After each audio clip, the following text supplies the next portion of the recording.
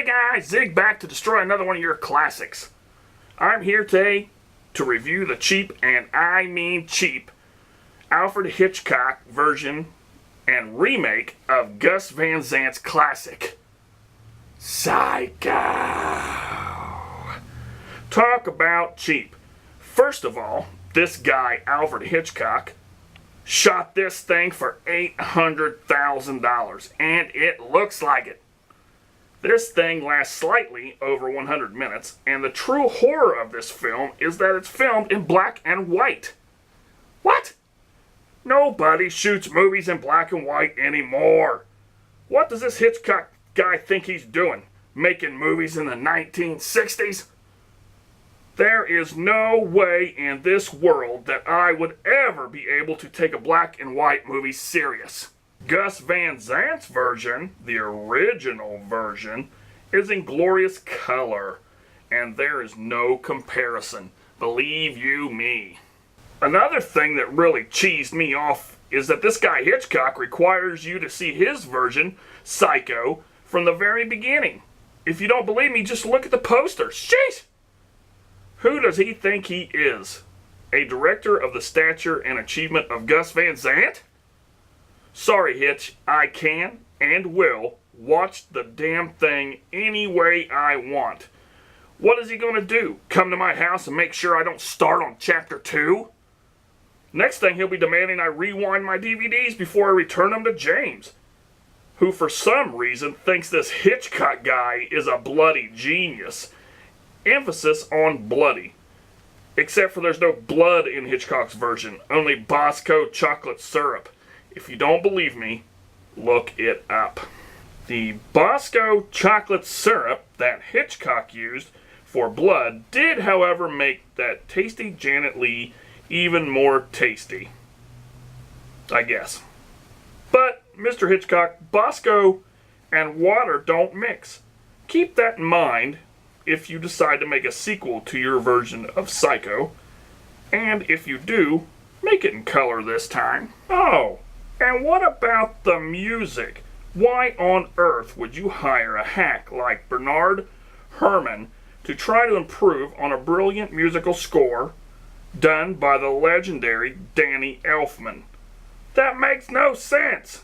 The score was already done.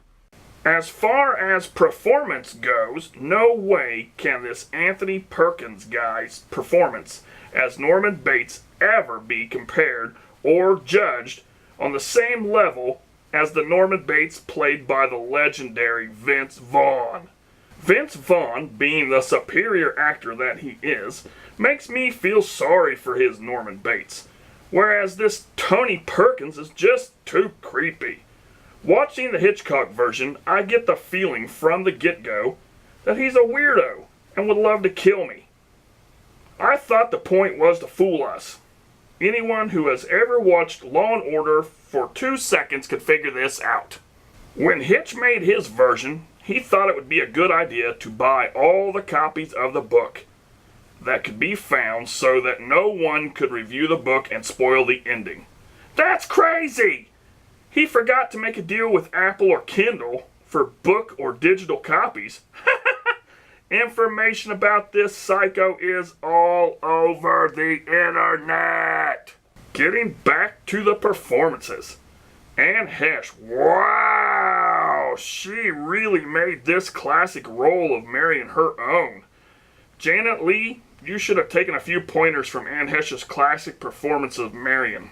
In Hitchcock's subpar version of this film, Janet Leigh's Marion steals $40,000. What the hell? That's not even enough to bother with.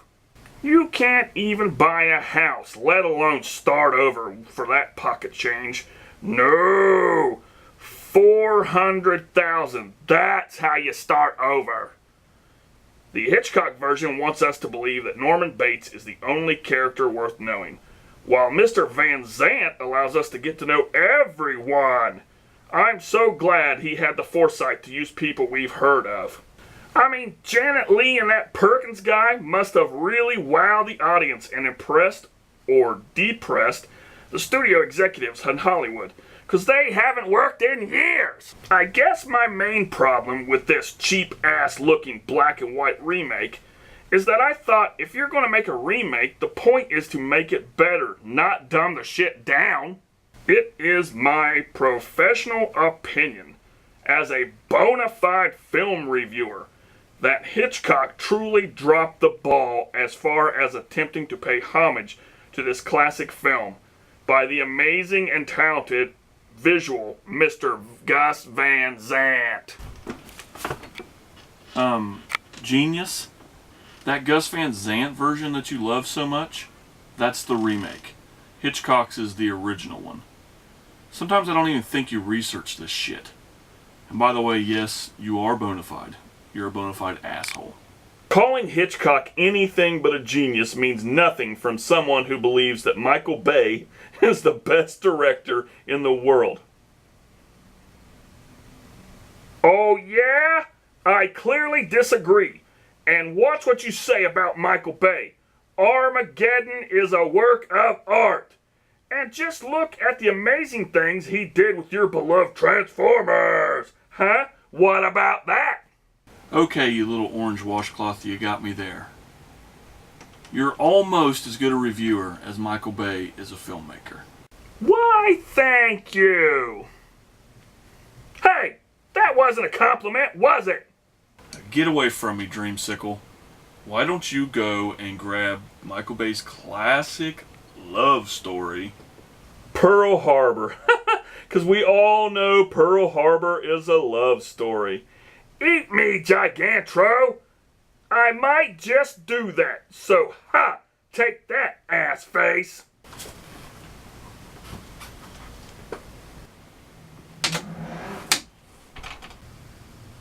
Sorry about that, folks. But now that he's gone, maybe we can give Alfred Hitchcock's classic the respect it deserves. But you know what? Hold on. Hey, Zig! Hey, you orange piece of lint! Make sure you rewind my DVDs this time. Alright, where were we? Alright. Alfred Hitchcock's classic, Psycho. Possibly, in my book, one of the most perfect movies, especially horror movies, ever made. This movie means so much to me. I have loved the villain, if you will, of Norman Bates for a very long time. He's definitely, he's like in my top 3 favorite villains of all time. It's the Wicked Witch, Norman Bates, and Darth Vader. And it's because we feel sorry for him. We all know that he's a weirdo. We don't understand what's happening, and then all of a sudden, boom. And all that's due to the fact that originally Alfred Hitchcock did all the stuff Zig talked about was a little bit correct. But he just had the 2 directors mixed up. What happened was when Hitch bought this book and decided to buy the rights to make this movie, he did go out and buy every copy of Psycho that he could find because he did want a surprise ending.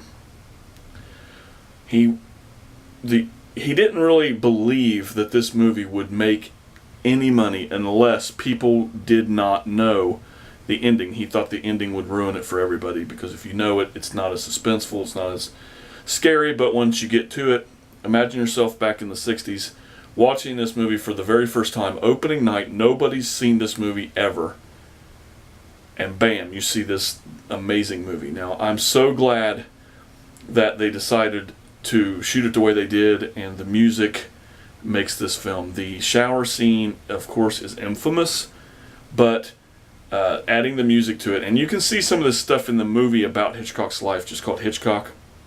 It is about the filming. It's about Alfred Hitchcock himself, but it takes place in the period of filming Psycho, which is, hands down my favorite Alfred Hitchcock movie, as it is in most people's. I enjoy all of them. I bought the Hitchcock set not too long ago and was very pleasantly surprised on how beautiful Psycho turned out.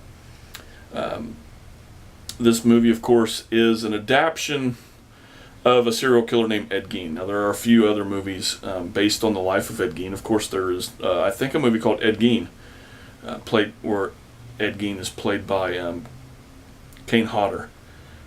But the other version of this movie that we hear about so much is the Texas Chainsaw Massacre. That and Psycho are the 2 biggest movies to steal from this serial killer. In the book, however, when they wrote the book about wrote the book Psycho, which was taken from stories of Ed Gein. There's a lot of stuff that's different, and there's a lot of stuff that wouldn't have made a good film. Ed was, in the movie, Norman Bates was a kind of dumpier guy, balding, not charismatic, which I think is important. Anthony Perkins is perfect for this role, as far as making me feel, kind of sorry for this guy, knowing he's not right in the head or whatever. But Vince Vaughn, no, Zig got it wrong completely.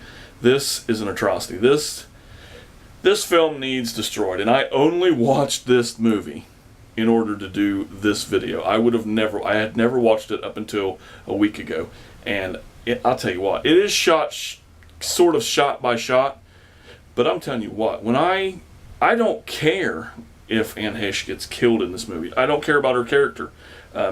Vince Vaughn does not come off at all like the Norman Bates that I've known and loved. So, and a lot of people are against remakes from the get-go, and I don't like the idea of a remake, but I absolutely hate the idea of this remake.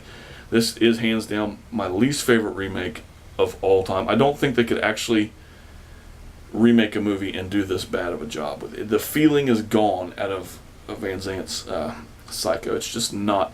You need Hitchcock behind this. And after Psycho, he did The Birds. And after The Birds, to me, I don't want to say that I don't like any of the films after The Birds, but he was starting to go downhill a lot. But, that's not a fair assumption from me, because Alfred Hitchcock made such great movies. A movie that is a subpar movie would look really bad compared to some of the masterpieces that he made, like Rope and Lifeboat and stuff like that. So they're still great movies. I still enjoy Marnie. I still enjoy Family Plot, or I think it's Family Plot's the name of it. Stuff like that. They're just not as good as the earlier movies. Psycho being my favorite. Psycho, Rope, Lifeboat. Oh man, I got such a hard choice with these. Vertigo. I mean, I can't even. That's Psycho, Rope, and Lifeboat are my top 3 favorites. So I'll leave it with that, because I don't. There's Rebecca. There's just so many movies that are great from him, and the TV show and everything. So thanks for watching, guys. And we're going to start doing a lot more with Zig. We're going to start doing a lot more quality videos on the channel. Okay, we're going to take a little bit more time. So schedule's out the door. Next, I don't know what the next movie we have, but just be patient, and when you see it, watch it. And I can't tell you when that's going to be. But thanks for subscribing, guys. If you haven't subscribed so far, please do me a favor and hit subscribe. And pass on the word. If you see a Zig video out there, share it around. Let's get the word out. Let's get him out there. I'm enjoying doing him a lot, and I really have to give a lot of thanks to my good friend Dan for helping me. Also, Joker 5150. I've got some influence from him, and we're going to get going with more of these great projects. But Dan, if you're watching this, which I know you are, thank you so much. None of this is possible without you. None of this direction is possible without you. All I am is a puppet in your hands. So until next time, thanks guys, and I'll talk to you later.